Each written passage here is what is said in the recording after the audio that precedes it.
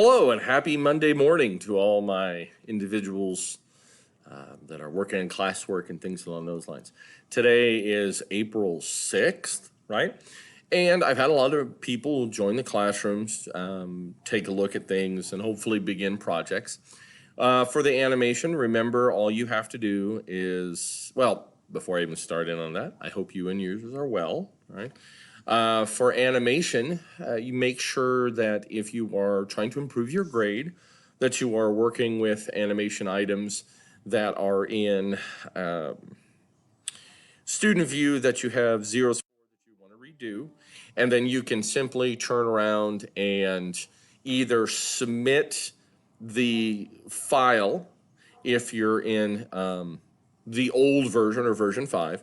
If you have to get on Adobe Animate, you want to make sure to export it like we did in the classroom, and then you actually turn it in the chapter and I can get it graded, and I'll have that reflection in Synergy. If you are in any of the computer courses, Computer Science Essentials or Intro to Computer Science, which is the same one, you should be working on the database project. I've had some other people do some exploratory things, which is perfectly fine, but if you want to improve your grade, focus in on the Computer Science Essentials, the database project. And if you don't want to do all of the elements to it, you can get it to work and only do some of the elements. And as long as you get me the screen captures of those elements, and then of course a video screencast-o-matic, you can save a video locally and then submit that, then I can go ahead and get you credit for those type of things, and that'll be reflected in Synergy, and you'll see that as a extra points or some way that doesn't decrease your third quarter ending grade, but does increase it, right? And of course, that is also for the enhanced learning opportunities or things along those lines.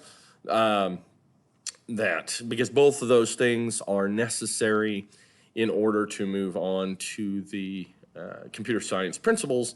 And well, not in order to move on, but those skills will be used again. So I want to emphasize those particular skills. For computer science principles, everything is laid out there. I have yet to, this week I'm going to look at the AP stuff and make a judgment on when we need to turn in the create task. And of course, in computer science applications, a lot of your sample tests in the AP communication when you'll be taking that test, and the sample tests are open, so you can work on those on the AP Classroom. Those will increase your grade beyond third semester when they were frozen, and you'll see a section when I enter that in that will be in fourth quarter, but will be a add on to points, and if you don't do that, it's just will influence. But you will have to study for your computer science applications AP test, and it talks about like just today I put a communication up there from AP that talks about when the tests will be and things along those lines. I'm still waiting on three individuals to correctly format their internal assessment. I have to do paperwork on that. I'm not sure 100%. I mean, it's like anything else. You submit, and then there might be some modifications. So I'm trying to get ahead of the ball game. So I submit it early, so that way if there's modifications I need to make, then I have time to react to those modifications. Those are all specific highlights of the different classes. Communication-wise, every day from 8 to 9 o'clock, I have a mix of classroom hours and office hours.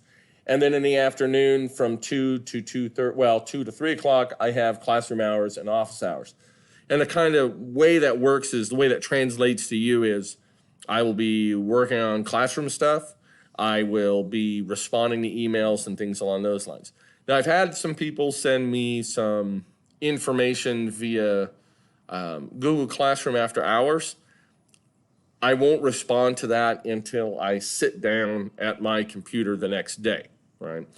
In order to keep my sanity, I'm trying not to work all the time on the computer. So if it's outside of normal hours, I'm not going to be sitting at my computer, and I won't answer your Google Classroom question. Now, If you send me an email, which I highly recommend you do, because I have that pumped directly to my phone, and even if it's after hours, if it's a question I can answer, more than likely I'm going to answer it, right?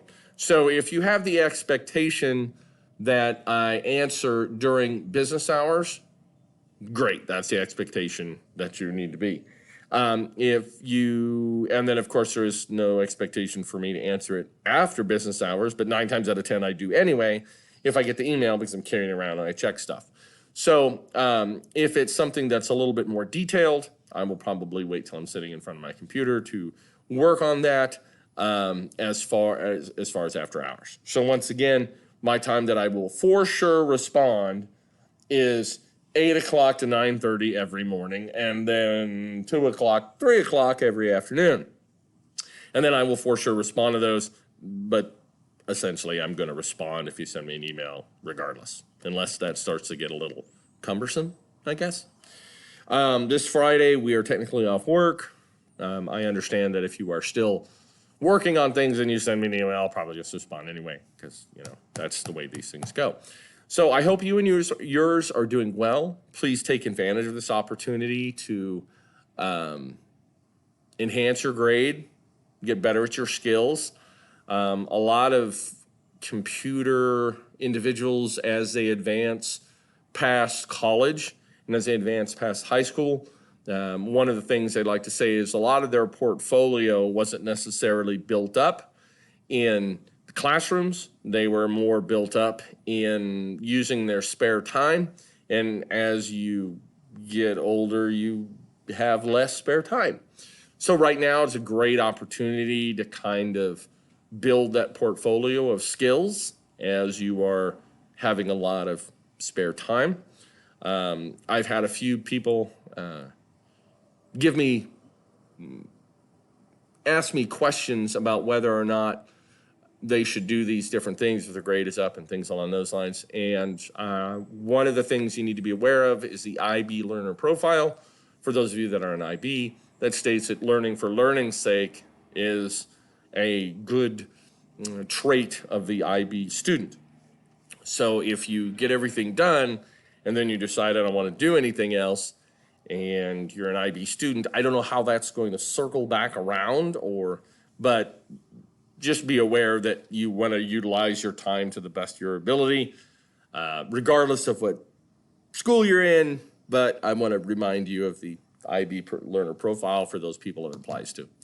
So thank you very much for your time. If you have questions, like I said, email them to me. Please keep you and yours healthy and safe. And I will communicate throughout the week, and we will see you as you send me emails, and I hope to see you next year. So thank you for your time.